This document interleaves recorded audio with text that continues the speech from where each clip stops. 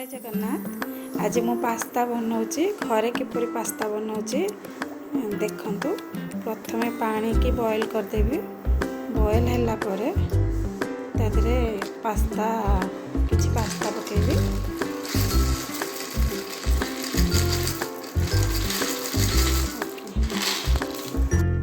Pasta रे किछि लूण पकेबे। लूण पकेके सेटाको टिके सिझिबा पे छाडी देबे। सिझिला परे आमे ताको छाणीबा। एपरि देखिए पास्ताटा टिके सिझी गला परे ताको आमे छाणीबा।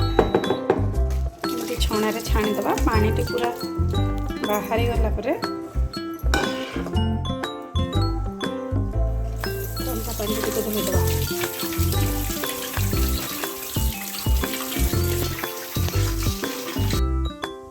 अल्प टिके तेल नहीं पास्ता रे गोले देवा। एटा कले गो पास्ता गुड़ा गोटा गोटा होगी रही का संगे लगी जाए। पैन गरम होला परे मो पाखे बटर मु पकई। बटर नथिले तेल रे भी हो पार। मुझे बटर और टिके तेल पकईके कर खाली तेल रे भी हो पार। तेल ताती गला परे मु छोट छोट कर काटी रसुण को पकईली। किसी समय भाजी एमती रसुण टिके कंचालिया थी आम पियाज पकेबा। लंबा लंबा कर काटिक रखी पियाज पकाउछि।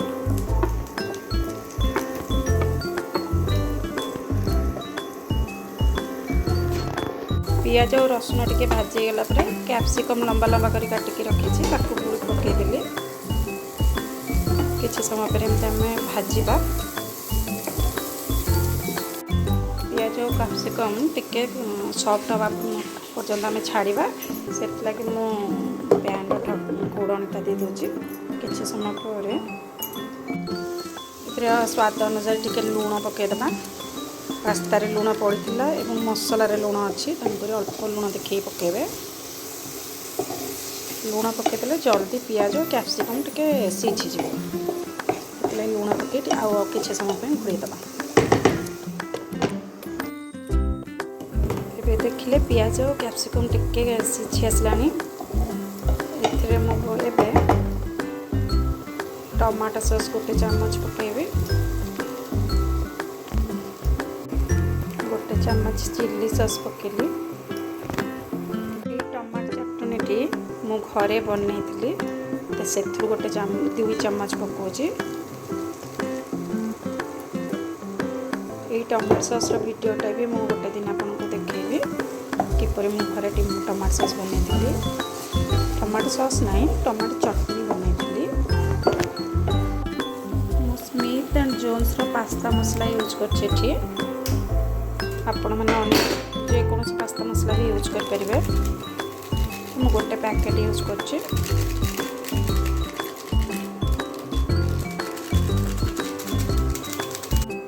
घरे थिला मैगी मसला मुझे मैगी मसला भी टिके पके दोची।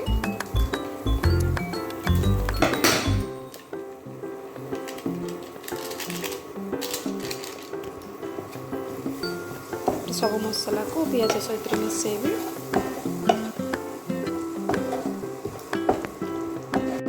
मसला जलीज से लगी अल्प टिके पानी देदेवे।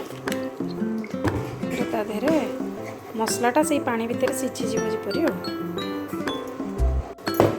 मसलाटा टिके फुटिला ढांकुणटा देदेवे। किसी समय जाए मसलाटा टिके सीझीज। ढांकुणी काढ़ी देखिए मसलाटा हो गला पूरा। छाणिक रखिदेवा तेल गोलैक रखिदेवा पास्ताटी तादरे पकेइबा।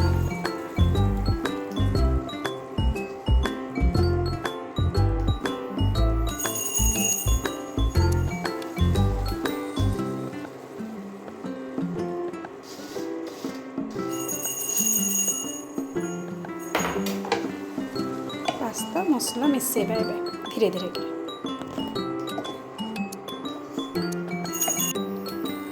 मसला सहित पास्ता मिसई देला परे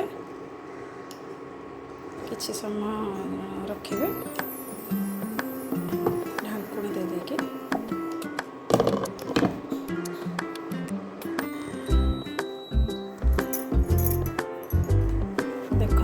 पास्ता रेडी।